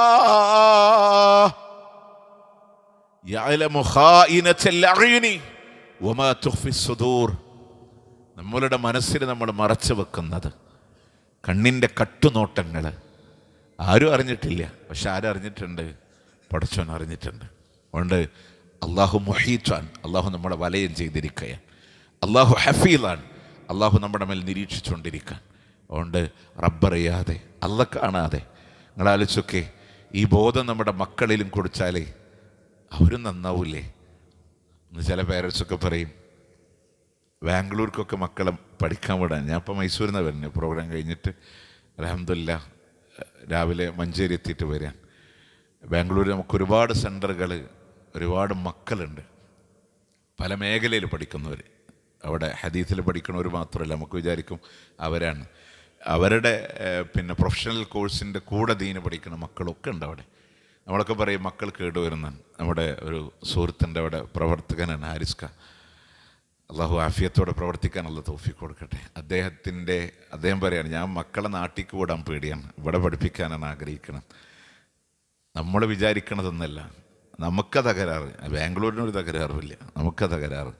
എന്താണെന്നറിയാം, എൻ്റെ വിഷയം എന്താണെന്നറിയാം, നമ്മൾ വാപ്പാനെ പേടിച്ച് മക്കൾ തെറ്റ് ചെയ്യാതിരിക്കും, ഉമ്മാനെ പേടിച്ച് തെറ്റ് ചെയ്യാതിരിക്കും. നമ്മൾ ആ ബോധ്യമാണ്, വാപ്പ വരുന്നുണ്ട്, ഉമ്മ വരുന്നുണ്ട്, വാപ്പ അടിക്കും, ഉമ്മ തല്ലും. ചെറുപ്പത്തിലൊക്കെ വാപ്പാൻ്റെ കൺട്രോളിൽ വരുന്നത്. പക്ഷെ അവരോട് നമ്മൾ ചെറുപ്പം മുതൽ ആദ്യത്തെ പഠിപ്പിച്ചു കൊടുക്കേണ്ടതിൽ മാരിഫത്തുള്ളയാണ്, അള്ളാഹിനെ പറ്റിയുള്ള അറിവാണ്. അള്ളാഹ് കാണുന്നുണ്ട്. അപ്പോൾ അവരല്ലാഹ്ക്ക് വേണ്ടി നിസ്കരിക്കും, അവരല്ലാഹ്ക്ക് വേണ്ടി തെറ്റിന്ന് മാറിക്കും. വാപ്പാക്ക് വേണ്ടി തെറ്റിന്ന് മാറുന്നോ, വാപ്പ ഇല്ലാത്ത അവസ്ഥ വന്നാൽ, വാപ്പാൻ്റെ കൺട്രോളില്ലാതെ വന്നാൽ തെറ്റ് ചെയ്യും. അല്ലാഹ്ക്ക് വേണ്ടി തെറ്റിന്ന് മാറിക്കണ മക്കളാണോ, അവരെവിടെയും പതറില്ല കേട്ടോ, ഒരു തിന്മയിൽ അവർ പതറില്ല. അതുകൊണ്ട് ആ രൂപത്തിലൂടെ മക്കളെ കൊണ്ട് അള്ളാഹ് സാക്ഷിയാണ്. രണ്ടാമതൊരു സാക്ഷിയുണ്ട്, അള്ളാഹന്റെ നബിമാരാണ്. അള്ളാഹന്റെ നബിമാരെ സാക്ഷികളായി കടന്നവരാണ്. നമ്മൾ പറയും, എനിക്ക് ഖുർആൻ പഠിക്കാൻ പറ്റിയിട്ടില്ല, ഹദീസ് അയാൾ പറഞ്ഞ കാര്യം ഇയാൾ പറഞ്ഞ കാര്യം, ഞാനിപ്പോൾ എന്താ സ്വീകരിക്കുക എന്നൊക്കെ പറയുന്ന ആൾക്കാരില്ലേ, ഞങ്ങൾ സാധാരണക്കാരല്ലേ. അള്ളാഹന്റെ നബിമാരെ സാക്ഷികളായി കടന്നു വരുമെന്നാണ് നേരത്തെ ഓതിയ ആയത്തിൽ സൂറത്തുൻ നിസായിലെ 41-ാമത്തെ ആയത്ത്, ഫകൈഫ ഇദാ ജിനാ മിൻ കുല്ലി ഉമ്മത്തിൻ ബിശഹീദിൻ വജിനാ ബിക അലാ ഹൗലാഇ ഷഹീദാ. ഓരോ സമുദായത്തിനും സാക്ഷികളായി അവരുടെ പ്രവാചകന്മാരെ കൊണ്ടുവരുമ്പോൾ, നബിയേ അങ്ങയുടെ ഉമ്മത്തിൻ്റെ സാക്ഷിയായി അങ്ങയെ കൊണ്ടുവന്നാൽ എന്തായിരിക്കും അവസ്ഥ എന്ന് റബ്ബ് ചോദിച്ചില്ലയോ? പ്രിയമുള്ളവരെ, നബിമാര് പറയുമല്ല, ഞങ്ങളുടെ ദൗത്യങ്ങളെ ഞങ്ങൾ നിർവഹിച്ചവരാണ്, അവരോട് നിന്റെ ഖുർആൻ ഓതിക്കൊടുത്തവരാണ്, നിന്റെ വഹി എത്തിച്ചു കൊടുത്തവരാണ്, നിന്റെ മതം ഞാൻ പൂർത്തീകരിച്ച് നൽകിയതാണ്. ഇല്ലെന്ന് പറയാൻ പറ്റുമോ? അറഫയുടെ മൈതാനിയിൽ അന്ന് അൽയൗമ അക്മൽതു ലക്കും എന്ന ഇസ്ലാം പൂർത്തീകരിച്ച ആയത്തിറങ്ങിയ അന്ന് അള്ളാന്റെ റസൂല് പറഞ്ഞിട്ടുണ്ട്, അല്ലാഹുമ്മ ഷഹദ്, നീ സാക്ഷിയാണല്ലോ, ഞാൻ ആ ദൗത്യം നിർവഹിച്ചിട്ടുണ്ട്. അതുകൊണ്ട് അള്ളാന്റെ അടുക്ക് ഒരു കാരണം പറഞ്ഞ വിചാരണ വേളയിൽ രക്ഷപ്പെടാൻ പറ്റൂല. നബിമാര് സാക്ഷികളാൻ ഞങ്ങൾ ആ ദൗത്യം നിർവഹിച്ചിട്ടുണ്ടല്ലോ. ഉണ്ട്. നമ്മൾ സാധാരണ മക്കളെ പറ്റി പറയൂലേ, പരീക്ഷയ്ക്ക് മാർക്കൊന്നുമില്ല, കുട്ടികൾ എപ്പോഴും പറയാൻ തരും സാറൊന്നും പഠിപ്പിച്ചില്ല എന്ന് പറയാം. രണ്ട് നിലപാടുണ്ട് മക്കളുടെ, അത് രക്ഷിതാക്കൾ അറിയണം. മാർക്ക് പഠിച്ച പറയും ഞാൻ ഒറ്റയ്ക്ക് പഠിച്ചുണ്ടാക്കിയത്, മാർക്കില്ലെങ്കിൽ പറയും സാറൊന്നും പഠിപ്പിച്ചിട്ടില്ല എന്ന് പറയും, അല്ലേ? അവർക്കൊരു പ്രായത്തിൻ്റെ ചാബല്യങ്ങളാണ്. അപ്പോൾ നമ്മൾ പറയും എന്താണ്, അധ്യാപകനൊന്നും പഠിപ്പിച്ചിട്ടില്ല. അയാൾ പറയാണ് ഞാൻ അത് ഇന്നെൻ്റെ ചാപ്റ്ററൊക്കെ എടുത്തിട്ടുണ്ട്, ഇത് മുഴുവൻ ഞാൻ പറഞ്ഞു കൊടുത്തിട്ടുണ്ട്. അതൊക്കെ ദുനിയാവിൻ്റെ കാര്യം എന്ന് വിചാരിക്കാം, ആഖിറത്തിൽ വന്നാലോ. അള്ളാൻ്റെ നബിമാർ പറയും ഒന്നും സ്വർഗത്തേക്ക് പോകാനും നരകത്തിൽ നിന്ന് രക്ഷപ്പെടും ഒന്നും വിട്ടേച്ച് പോയിട്ടില്ല. മൂന്നാമതൊരു സാക്ഷി ഉണ്ടാരെന്നറിയോ? അള്ളാൻ്റെ മലക്കുകളാണ്. 50-ാമത്തെയും സൂറത്ത് ഖാഫ് 18-ാമത്തെ ആയത്താൻ മാ യൽഫിളു മിൻ ഖൗലിൻ ഇല്ലാ ലദൈഹി റഖീബുൻ അതീദ്.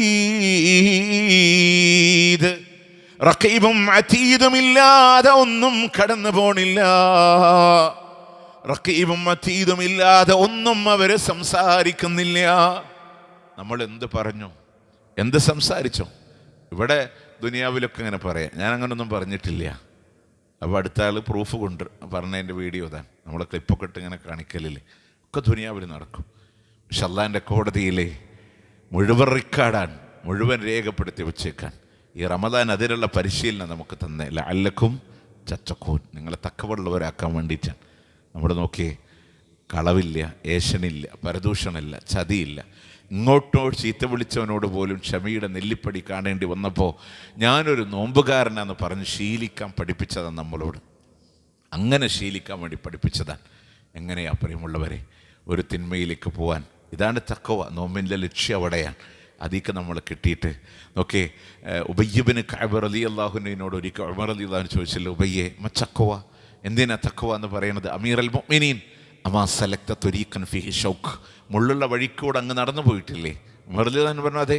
മാദാ ഫഅൽത്, താങ്കൾ എന്താ ചെയ്യാറുള്ളത്? ഉശമ്മിസു അൻസാഖി, എൻ്റെ മുണ്ട് ഞാനിങ്ങനെ കയറ്റി പിടിക്കും. വഅൻദുറു ഇലാ ഖദമി, എൻ്റെ കാലിലേക്ക് ഞാനിങ്ങനെ നോക്കും. ഓരോ മുള്ളും എൻ്റെ കാലിൽ തറക്കുമോ എന്ന പേടി കാരണം സൂക്ഷ്മതയിലാണ് ഞാൻ നടക്കാറുള്ളതെന്നാണ്. നാട് മൊത്തം തിന്മയിക്കോട്ടെ, അതൊന്നും നമ്മളെ ബാധിക്കാതെ സൂക്ഷിച്ച് നടക്കാൻ. കണ്ടോ, അന്യൻ്റെ മുതലിനോട് ആഗ്രഹം വേണ്ട. അതിനാണ് നോമ്പ് നമ്മൾ ഭക്ഷണം മാറ്റി വെച്ച്, ഭക്ഷണം മാറ്റി, വെള്ളം മാറ്റി. നമ്മളെന്താ തിന്നാത്തെ, നമ്മളെന്താ കുടിക്കാത്തെ? നമ്മുടെ വീട്ടിൽ ഫുഡില്ലേ?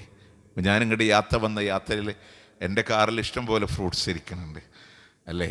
നമ്മൾ ആലോചിച്ചൊക്കെ, നമ്മളെല്ലാവരുടെ വീട്ടിലും അത്താഴത്തിൻ്റെ ബാക്കിയുണ്ട്, നോമ്പ് തുറന്നതിൻ്റെ ബാക്കിയുണ്ട്, അല്ലാതെ പാചകം ചെയ്ത് കഴിക്കാനുള്ള ഭക്ഷണങ്ങൾ ഇരിക്കുന്നുണ്ട് ഇല്ലേ? എന്ത് നമ്മളാരും കഴിക്കാതിരുന്നേ? കുട്ടിക്കാലത്ത് പലരും എന്ത് ചെയ്യും?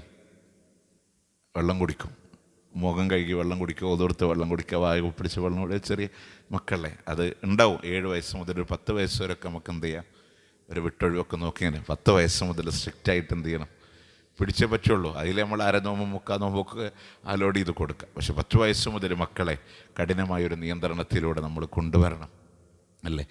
ഈ ദാഹം പട്ടിണിയൊക്കെ സഹിച്ച് എന്തിനാ, ഉണ്ടായിട്ട് പോലും തിന്നാതിരുന്ന എന്തിനാ? നമ്മളുടെ ഭക്ഷണം തിന്നാതെ 1 മാസം ശീലിച്ച നമ്മളെങ്ങനെയാണ് റമദാൻ കഴിഞ്ഞ മറ്റൊരാളുടെ മുതൽ അത്യാഗ്രഹം ഉണ്ടാവുക? ലഅല്ലക്കും തത്തഖൂൻ, കണ്ടില്ലേ? അതുപോലെ തന്നെ സ്വന്തം ഇണയോട് താല്പര്യം തോന്നിയാലും വിട്ടു നിൽക്കണമെന്ന് പറഞ്ഞു. അതിനെ ലംഘിച്ചാൽ പ്രായച്ചിത്തമായി 60 ദിവസം നോമ്പെടുക്കണം എന്നാണ് പറഞ്ഞു. ഒരു നോമ്പെടുത്ത് വിട്ടാൽ പറ്റൂല. 56 നോമ്പ് കഴിഞ്ഞിട്ട് ഒരെണ്ണം വിട്ടുപോയാൽ പണിഷ്മെൻറ്റാണ്. ആദ്യക്കുന്ന വീണ്ടും തുടങ്ങുകയാണ്, കണ്ടിന്യൂ ആയിട്ട് നമ്മൾ ചെയ്യാൻ. എന്തിനാണ് ഇങ്ങനെ ശീലിച്ച മനുഷ്യൻ എങ്ങനെ റമദാൻ കഴിഞ്ഞ ദിന പോലുള്ള വ്യഭിചാരം പോലെയുള്ള മ്ലേച്ഛമായ പ്രവർത്തനങ്ങളിൽ ആ മനുഷ്യനെ കാണാം? ലഅല്ലക്കും തത്തഖൂൻ. നമ്മൾ ആലോചിക്കേണ്ടത്, നമ്മൾ നിസ്സാരെന്ന് കരുതിയത്, നിസ്സാരെന്ന് പറഞ്ഞത് അവിടെ കൊണ്ടുവരികയാണ് അള്ളാഹിൻ്റെ അടുക്കലേ. നിങ്ങളിതൊക്കെ മലക്കുകളൊക്കെ രേഖപ്പെടുത്താൻ ചില വാക്കുകളൊക്കെ നമ്മൾ ഉപയോഗിക്കും. അത് നാട്ടിൻപുറത്ത് നിസ്സാരമല്ല. ഞാനൊക്കെ ഫസ്റ്റ് PSC കിട്ടിയിട്ട് കൊല്ലത്ത് പോയ സമയത്ത് ആദ്യത്തെ PSCയിൽ ജോയിൻ ചെയ്തപ്പോൾ നമ്മുടെ നാട്ടിൽ വളരെ അസഭ്യമായിട്ട് ഉപയോഗിക്കുന്ന പദം അവിടെ കൂളായിട്ട് സ്കൂൾ മക്കളൊക്കെ ഇങ്ങനെ ഉപയോഗിക്കാം. നമുക്ക് ആദ്യം കേൾക്കുമ്പോഴൊരു തരിപ്പുണ്ടല്ലോ, ഒരു വല്ലാത്തൊരു അസ്വസ്ഥത. ഞാൻ അവിടുത്തെ അധ്യാപകരോട് ചോദിച്ചപ്പോൾ അവർ പറഞ്ഞു, ഇതിവിടെ നോർമലി ആളുകൾ പറയുന്ന വാക്കാണ്, അത് പ്രശ്നമല്ല. പക്ഷെ നമ്മളിവിടെ നോർമലി പറയുന്നത് അവിടെ സീരിയസ് ആയൊരു പദം ഉണ്ട്. ഏതാന്ന് പറയാനൊന്നും ഞാൻ നിൽക്കണില്ല. പക്ഷേ നമ്മൾ നോർമലൈസ് ചെയ്യപ്പെട്ട് പറയാം. ഒക്കെ അള്ളാൻ്റെ അടുക്ക പ്രശ്നമാണ്. നമ്മളിത് ആലോചിക്കണത് ആര് ലൈസൻസ് തന്നോന്നാണ്. എൻ്റെ നാട്ടിൽ പ്രശ്നമല്ല, എൻ്റെ കുടുംബത്തിൽ പ്രശ്നമല്ല, എൻ്റെ വീട്ടിലൊക്കെ എല്ലാവരും ഉപയോഗിക്കണം, അതൊന്നുമില്ല. അള്ള ഉപയോഗിക്കണ്ട എന്ന് പറഞ്ഞൊരു വാക്ക് നമ്മൾ ഉപയോഗിച്ചോ, നോമ്പതിൻ്റെ വഴിക്ക് പോയി. അള്ളാൻ്റെ അടുക്കൽ എന്തിനാ നിന്റെ ഈ പദം ഉപയോഗിച്ചത്? എഴുതപ്പെട്ട് കഴിഞ്ഞു, ചോദിക്കുമല്ല, വിട്ടുപോകില്ല. അതുകൊണ്ട് തന്നെ അള്ളാഹുവിൻ്റെ മലക്കുകൾ സാക്ഷികളാണ്. എവിടെയാ രക്ഷപ്പെടാൻ പഴുത്? 4-മതായി സാക്ഷിയുടെ ഗ്രന്ഥങ്ങളാണ്. 18-ാം അധ്യായം 46-ാമത്തെ ആയത്ത് രേഖ സാക്ഷിയായിട്ട് കൊണ്ടുവരാ.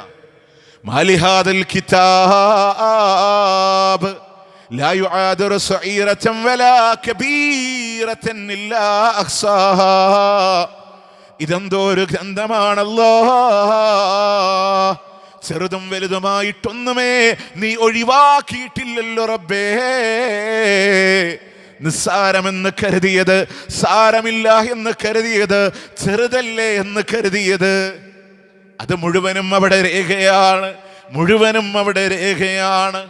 നമുക്കൊക്കെ ഉള്ള തകരാറതാണ്. അതൊക്കെ സാരമില്ല, നിസ്സാരല്ലേ. ഇയാക്കും അൽ മുഹ്തഖിറാത്തി ദുനൂബ്, പാപങ്ങളെ നിസ്സാരവൽക്കരിക്കുന്നത് ഗൗരവത്തോടുകൂടെ കാണണമെന്നാണ് ഗ്രന്ഥങ്ങൾ സാക്ഷിയാണ്. നമുക്കൊരു നിലക്കും ഒഴിഞ്ഞു മാറാൻ പറ്റൂല. അഞ്ചാമതൊരു സാക്ഷിയാണ്, വെരി ഇമ്പോർട്ടൻ്റാണ്. ഈ ഒരു ആശയം നമ്മുടെ ഉള്ളിലേക്ക് ഇറങ്ങിയ പാപത്തിലേക്ക് പോകുമ്പോൾ നമ്മളൊന്ന് വറക്കും. അതേതാണെന്നറിയോ? ഈ ശരീരം നമുക്കെതിരെ സാക്ഷി പറയുന്ന നിസ്സാരമായ കാര്യമാണോ?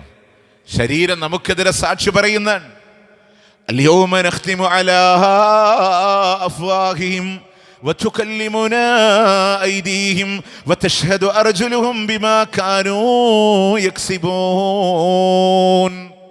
36-ാം അധ്യായം സൂറത്ത് യാസീനിൽ അല്ലാഹു പറയാണ്, അന്നവരുടെ വായകൾ സീല് വെക്കുകയാണ്, കൈകളാണ് അല്ലാഹുവോട് സംസാരിക്കുന്നത്, കാലുകളാണ് സാക്ഷി പറയുന്നതെന്നാണ്. ഒഴികഴിവുകൾ പറയാൻ, ന്യായീകരണങ്ങൾ പറയാൻ ഒന്നും പറ്റൂല. ആർക്കൊന്നും പറയാൻ പറ്റൂല, ഒന്നും ന്യായീകരിക്കാൻ പറ്റൂല.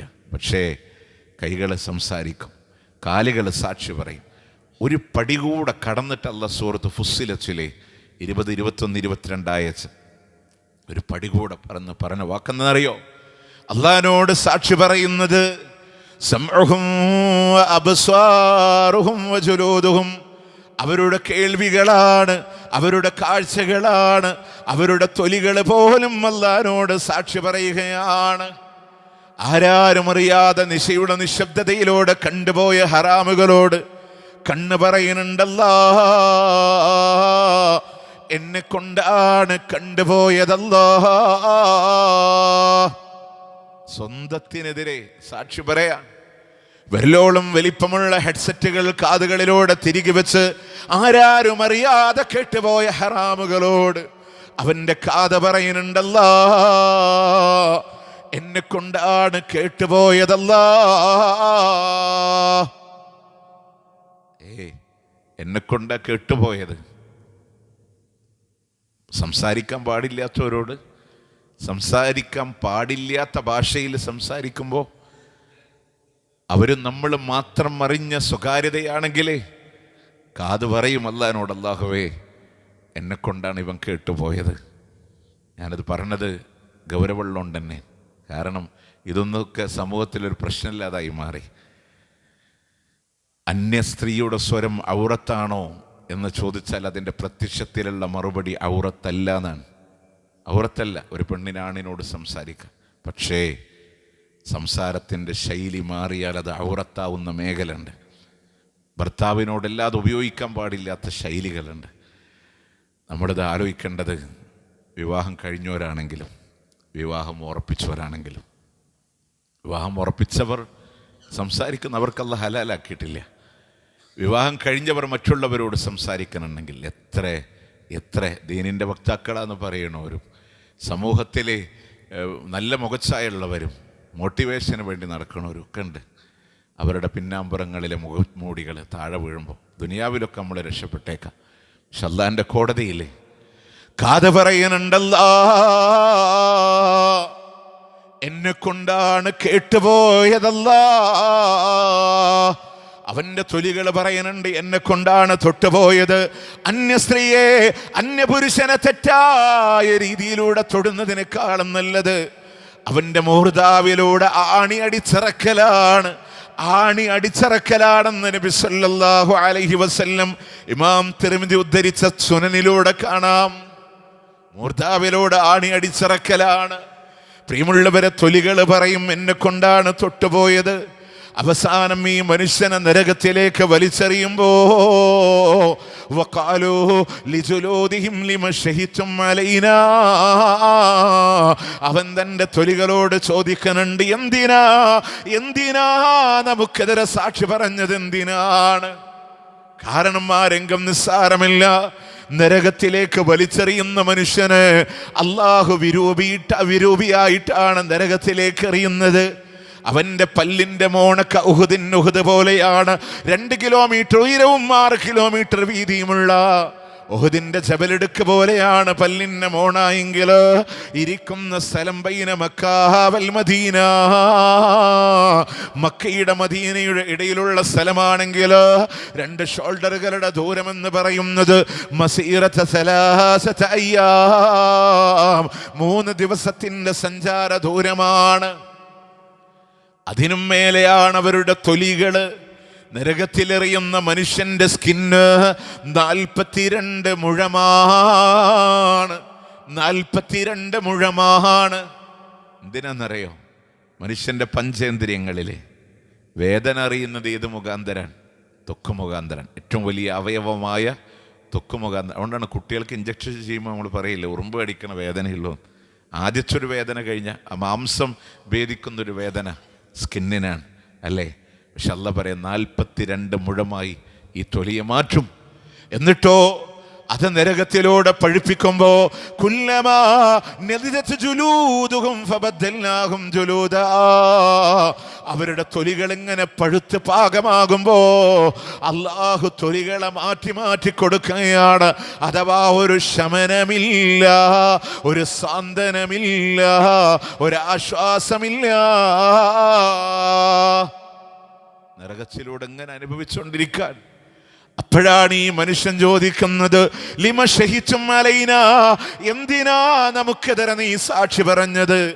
ഖാലൂ അൻതകനല്ലാഹ് അൻതക കുല്ല ഷൈ, എല്ലാ വസ്തുക്കളെ പറ്റിയും സംസാരിപ്പിച്ച റബ്ബാണ്, എന്നെയും സംസാരിപ്പിച്ചത് എന്നാണ്. അല്ലാഹ് സംസാരിപ്പിച്ചതാണ്. കാരണം ഈ തൊലി തന്നെ അനുഭവിക്കേണ്ടി വരല്ലേ.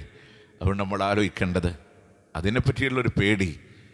നിങ്ങളറിയോ, ഉമർ റളിയല്ലാഹു അൻഹുക്ക് അധികാരത്തെന്ന് വിട പറയുമ്പോൾ അദ്ദേഹം കുത്തുകൊണ്ട് കിടക്കുന്ന നേരത്തെ അടുത്ത ഖലീഫയെ തിരഞ്ഞെടുക്കാൻ വേണ്ടി പറയുമ്പോൾ 6 പേരെ തിരഞ്ഞെടുത്ത് കൊടുത്തു. എന്നിട്ട് പറഞ്ഞു, ഇതിൽ നിന്ന് ഒരാളെ നിങ്ങൾ എന്ത് ചെയ്യണം? സെലക്ട് ചെയ്യണം. പക്ഷെ എൻ്റെ മകൻ അബ്ദുല്ലാഹ് ബിൻ ഉമറിന് നിങ്ങൾ ഖിലാഫത്ത് കൊടുക്കരുതെന്ന് 6 ആളിൽ പറഞ്ഞിട്ടില്ല അദ്ദേഹത്തെ. പക്ഷെ 6 ആളെ പറഞ്ഞിട്ട് പ്രത്യേകം അടിച്ചു പറഞ്ഞു, എൻ്റെ മകൻ ഒരിക്കലും കൊടുക്കരുതെന്ന്. നല്ല വാപ്പാരെ ആലോചിക്കുക, ഇറങ്ങുമ്പോഴത്തേന് മക്കളെ തിരികെ കയറ്റണം എന്നല്ലേ.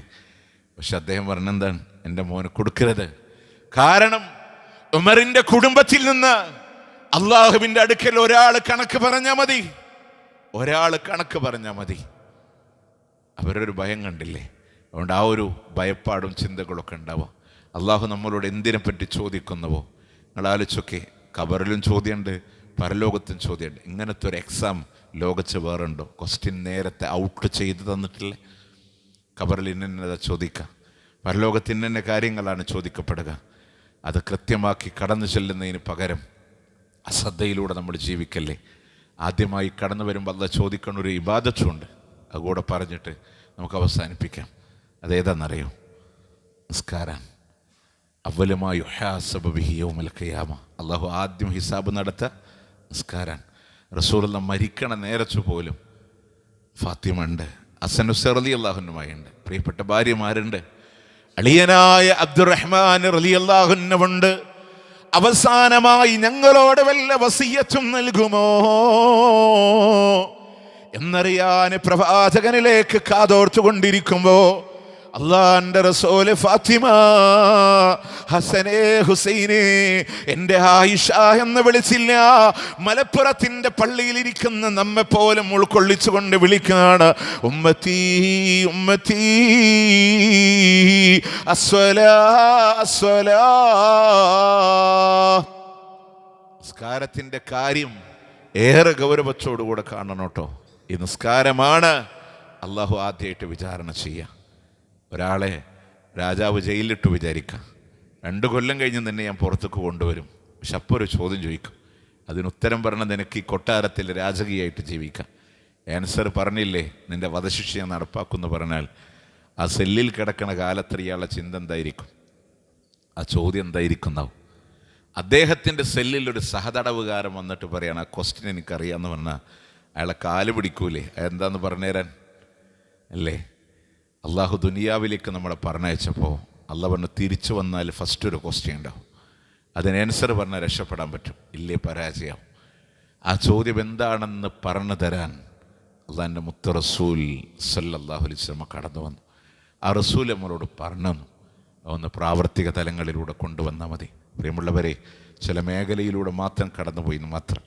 വിചാരണയ്ക്ക് വേണ്ടി പോകുമ്പോൾ സന്തോഷിക്കണം. നമുക്ക് പ്രതീക്ഷിക്കാത്തത് നമ്മളെന്താ പറയല്, ഞങ്ങളെ തൃശ്ശൂർ ജില്ലയിലൊക്കെ പറയാം കാശ് കൊടുക്കാന്ന് പറയും, പൈസ ഇട്ടേക്കണം. ഇവിടെ പിന്നെ എന്താണ്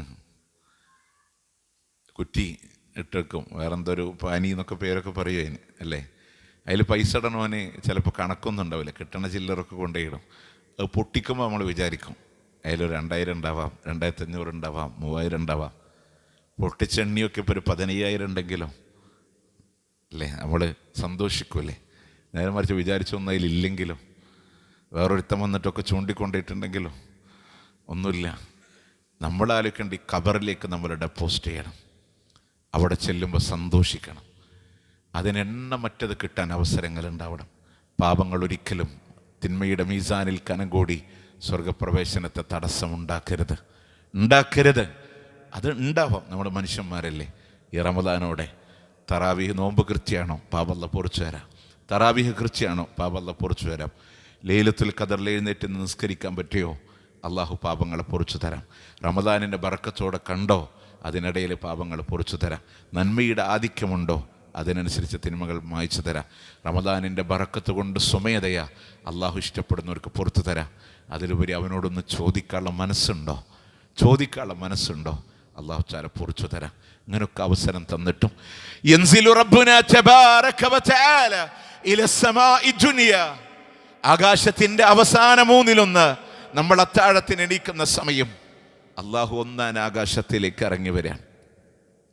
അതങ്ങനെ പറഞ്ഞാൽ ആർക്ക് വേണ്ടിയിട്ടാണ്? മലപ്പുറം ജില്ലയിൽ നമുക്ക് വേണ്ടിയിട്ടാണ്. ഈ ഭൂമി മൊത്തം ഒരാളുടെയാണെങ്കിൽ അയാൾ എത്ര വലിയ പൈസക്കാരനല്ലേ, എത്ര വലിയ യജമാനല്ലേ. ആ ഭൂമിയുടെ യഥാർത്ഥ ഉടമസ്ഥനാരാ? അള്ളയാണ്. 13.5 ലക്ഷത്തിലധികം ഭൂമി വേണം സൂര്യൻ്റെ ഉള്ളിൽ കൊള്ളണമെങ്കിൽ. അതിൻ്റെ ഉടമസ്ഥനാരാ? അള്ളയാണ്.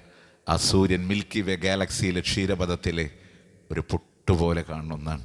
അതിനേക്കാളും വലിപ്പമുണ്ട് സ്റ്റാറിന്. മനുഷ്യൻ കണ്ടെത്തിയതിൽ ഏറ്റവും വലുത് 900 കിലോമീറ്റർ വേഗതയിൽ 1100 വർഷം സഞ്ചരിക്കണം എന്നാണ്. അതിനപ്പുറം ഇല്ല എന്നല്ല, കണ്ടെത്താൻ പറ്റിയിട്ടില്ല. അങ്ങനത്തെ ശതകോടി നക്ഷത്രങ്ങളാണ് ഒരു ഗാലക്സി. അങ്ങനെ എത്രങ്ങാനും ഗാലക്സികളാണ് 1 ആകാശത്തിൽ. അതിൻ്റെ ഉടമസ്ഥൻ ആരാ? അല്ലാഹ്. അതിനേക്കാളും വലുതാണ് 2, അതിനേക്കാളും വലുതാണ് 3. ഏറ്റവും വലിയ 7 ആകാശത്തിനും മുകളില് അർശിനും കുർസിക്കും മുകളിൽ ഉപവിഷ്ടനായ അല്ലാഹ് അത്താഴത്തിന്റെ സമയങ്ങളില് മലപ്പുറം ജില്ലയിലെ സാധാരണക്കാരനായ നമ്മളുടെ പ്രാർത്ഥനകൾക്ക് എളുപ്പത്തിൽ ഉത്തരം നൽകാൻ അള്ളാഹു നമ്മിലേക്ക് ഇറങ്ങി വരുന്ന സമയം ആരുണ്ടെന്നോട് ചോദിക്കാൻ അവൻ ഉത്തരം നൽകാ, ആരുണ്ടെന്നോട് പൊറുക്കലിന് തേടാൻ അവന് ഞാൻ പൊറുത്തു തരാ, ആരുണ്ടെന്നോട് ദുആ ചെയ്യാൻ അവന് ഞാൻ ഉത്തരം നൽകാം. നോമ്പിന്റെ ആയത്തുകൾക്കിടയിൽ പരസ്പര ബന്ധമില്ല എന്ന് തോന്നുന്ന ഒരായത്ത്, എന്നെ കുറിച്ച് ചോദിച്ച ഞാൻ വളരെ അടുത്തുണ്ട് കേട്ടോ. നോമ്പിൻ്റെയും റമദാന്റെയും വിധിവിലക്കൾക്ക് ഇടയിലാണ്, ബന്ധമില്ല നമുക്ക് തോന്നല്ല. ഇഴുകിച്ചേർന്ന ആയത്ത് അത്. അള്ളാഹിനോട് ചോദിക്കാൻ അള്ളാഹ് വളരെ അടുത്തുണ്ട്. എങ്ങനെയെന്നറിയോ? ഞാൻ എൻ്റെ മനസ്സിൻ്റെ വിഷമം നിങ്ങളോട് പങ്കുവെക്കുന്നതിന് പരിമിതിയില്ലേ. ഞാൻ പള്ളി വന്ന് നിങ്ങളോട് സങ്കടം പറഞ്ഞാൽ നിങ്ങൾ എനിക്ക് കേട്ടു തരും. എന്നോട് പോകുമ്പോൾ പറയും സാരല്ല, എല്ലാം ശരിയാവും. ഒരു സമാധാനിപ്പിക്കലാണത്. നാളെ വന്ന് അതേ വിഷയം ഞാൻ പറഞ്ഞാൽ നിങ്ങളെന്താ പറയുക? ഇതെൻ്റെ അല്ലേ ഇന്നലെ പറഞ്ഞ്. ഒന്നിൽ കൂടുതൽ കേൾക്കാൻ ഒരു മനുഷ്യനും കപ്പാസിറ്റി ഇല്ല. 3-ാമത്തെ ദിവസം അത് തന്നെ ഞാൻ പറഞ്ഞാൽ നിങ്ങൾ പറയും ഇയാൾക്ക് വേറൊന്നും പറയാല്ലേ. 4-ാമത്തെ ദിവസം അത് പറയാൻ വേണ്ടി ഞാൻ ഇതിൽ കൂടെ വരും, നിങ്ങൾ ഈ വാതിൽ കൂടെ ഇറങ്ങി മുങ്ങും. കാരണം എന്താ, ഇയാളത് പറയാനാ വരുന്നത് നമുക്ക് തോന്നും അല്ലേ. പക്ഷെ നമ്മുടെ അള്ളാഹിനെ പറ്റി നിങ്ങൾ ആലോചിച്ചോ? അള്ളാഹ്ക്ക് ഇഷ്ടമാണ്. എത്ര നിങ്ങൾ പറഞ്ഞോ, കേൾക്കാൻ അള്ളാഹു സന്നദ്ധനാണ്, ഉത്തരം നൽകാൻ അള്ളാഹു സന്നദ്ധനാണ്. അണ്ടഘടാഹങ്ങളുടെ ബ്രഹ്മാണ്ടങ്ങളുടെ സൃഷ്ടാവായ അള്ളാഹ് അവൻ ഒരുങ്ങിയിരിക്കുകയാണ്. അവന്റെ ഖജനാവ് വിശാലമാണ്. പ്രിയമുള്ളവരെ, മനസ്സിന്റെ ചിന്തകൾ അറിയുന്ന അള്ളാഹ് ഹൃദയത്തിന്റെ താളം തെറ്റുമ്പോ 7 ആകാശങ്ങൾക്കപ്പുറത്ത് വിവരം അറിയുന്ന അള്ളാഹ് അവനോടൊന്ന് പറ. അങ്ങനെ അവനിലേക്കടുത്ത് പാപങ്ങളെ മാറ്റി നന്മയുടെ മീസാനിൽ കനം കൂടാൻ. ഇനി ഒന്നുകൂടെ പറയാൻ, നമുക്ക് ചെയ്യാനുള്ളതൊക്കെ ഉണ്ട്. മരിക്കോളെ ചെയ്യാൻ പറ്റുള്ളൂ. അത് കഴിഞ്ഞാലും മീസാനിൽ കനം കൂട്ടാൻ നമുക്ക് വിചാരണ പറഞ്ഞ നേർക്ക് നേരെ അള്ളാൻ്റെ വിചാരണയുണ്ട്. ഗ്രന്ഥങ്ങൾ നൽകും. മീസാനിലൂടെ നന്മ തിന്മകൾ തൂക്കി കണക്കാക്കപ്പെടുന്ന സാഹചര്യങ്ങളുണ്ടാവും. നിങ്ങൾ ആലോചിച്ച് നോക്കേ, നമുക്ക് പിന്നെയും കിട്ടാൻ കഴിയുന്നത് സ്വാലിഹായ മക്കളുടെ പ്രാർത്ഥനയാണ്. അതിനെന്ത് വേണം? മക്കളെ സ്വാലിഹീങ്ങളായി വളർത്തണം, ഉറപ്പ് വരുത്തണം, മാക്സിമം അധ്വാനിക്കണം. പ്രാർത്ഥിപ്പിക്കുന്ന മക്കളല്ല, പ്രാർത്ഥിക്കുന്ന മക്കളാണ്. കാരണം വനക്തുബു മാ ഖദ്ദമു വ ആസാറഹും, അവർ ചെയ്തതും അവരുടെ അസറുകൾ ഈ മക്കളെ സ്വാലിഹീങ്ങളായി വളർത്താൻ കാരണക്കാർ മാതാപിതാക്കളാണ്. അതുകൊണ്ടാണ് രണ്ടാമത് പറഞ്ഞു, നാഫിയായ ഇൽമാൻ, പ്രബോധനം ഉണ്ടാവണം, മറ്റുള്ളവർക്ക് എത്തിച്ചു കൊടുക്കണം. ഈ ജീവിതകാലത്ത് നമ്മളത് ചെയ്തുകൊണ്ട് നമ്മുടെ മരണശേഷി ഇത് കൈമാറ്റം ചെയ്യപ്പെടുമ്പോൾ നമുക്കറിയോ, നമ്മളിവിടെ ചർച്ച ചെയ്യുമ്പോൾ മാലിക് ബിൻ ദീനാറും സംഘവും ഖബറിൽ പുണ്യം പൊടിച്ചുകൊണ്ടിരിക്കാൻ. എന്തുകൊണ്ടാണ്? അതിൻ്റെ ഒരു ചെയ്യൻ്റെ സുതാര്യതയാണ്, അല്ലേ? നമ്മൾ പറയും മണി ചെയ്യൻ, ഒരാൾ മറ്റാളെ ചേർത്തിയാൾ മറ്റാൾ, അതിൻ്റെ പുണ്യമൊക്കെ ആദ്യം ചേർത്തിയാൾക്ക് കൂടുതൽ ബെനിഫിറ്റ് കിട്ടുമെന്നൊക്കെ പറയല്ലേ. കുറച്ച് കഴിഞ്ഞാൽ പറയാം പൊട്ടിപ്പോയി, അല്ലേ? നിങ്ങൾക്കറിയോ ഇസ്ലാമിൻ്റെ മനോഹാരിത? ഞങ്ങളോടൊരു സഹാബിൻ്റെ പേര് പറയാം, ഞാൻ നിർത്താണ്. തുഫൈൽ ഇബ്നു അംർ ദൂസി റളിയല്ലാഹു അൻഹു, കേട്ട് പരിചയമുണ്ടോ നമുക്ക്? ഉസ്മാൻ റളിയല്ലാഹു അൻഹു, അബൂ മുസൽ അശ്ശരി, അംർ ഇബ്നുൽ ആസ് റളിയല്ലാഹു അൻഹു, അബൂ ഹുറൈറ റളിയല്ലാഹു അൻഹു ഒക്കെ അറിയാം. തുഫൈൽ ഇബ്നു അംർ ദൂസി അത്ര പരിചയമില്ല, അല്ലേ? യമനുകാരനാണ്. യമനി എന്ന് പ്രവാചകൻ്റെ അടുക്കൽ വന്ന് ഇസ്ലാം സ്വീകരിച്ചു. റസൂൽ, ഞാൻ എൻ്റെ നാട്ടുകാരെ ക്ഷണിച്ചോട്ടെ? റസൂൽ പറഞ്ഞു ചെന്നോളാൻ പറഞ്ഞു. അദ്ദേഹത്തിൻ്റെ ഭാര്യ ഇസ്ലാം സ്വീകരിച്ചു, വാപ്പ സ്വീകരിച്ചു. ഭാര്യയോട് അദ്ദേഹം പോയി പറഞ്ഞ ഡയലോഗ് പോലും ഇതാണ്: ഞാൻ വിശ്വസിക്കുന്ന ആദർശത്തിൽ നീ വന്നാലത് ഞാനും നീ തമ്മിലൊരു ബന്ധമില്ല എന്ന് വരെ പറഞ്ഞു.